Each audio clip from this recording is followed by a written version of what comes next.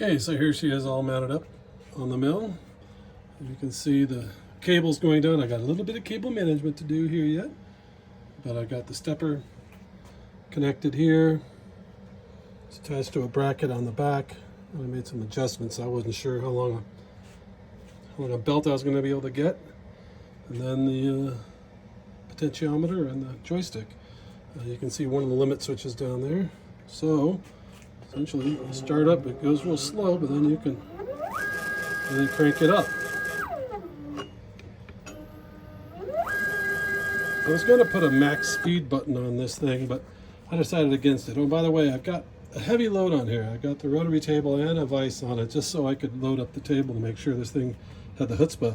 It will stall if you try to start it right at maximum speed. So you got to start out a little slower. I'm working on some acceleration code to have that not be the case.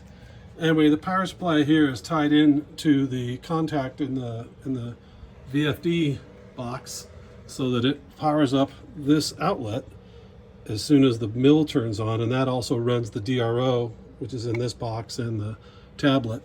And so that's why it all looks a little bit crazy there, but you know, getting it done.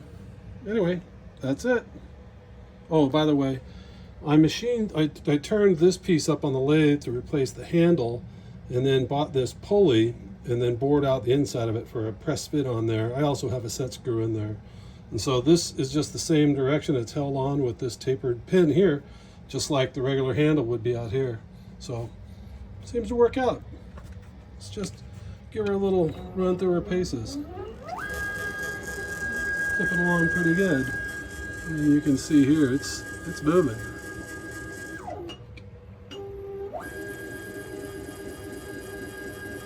That'll work. Save me a lot of cranking.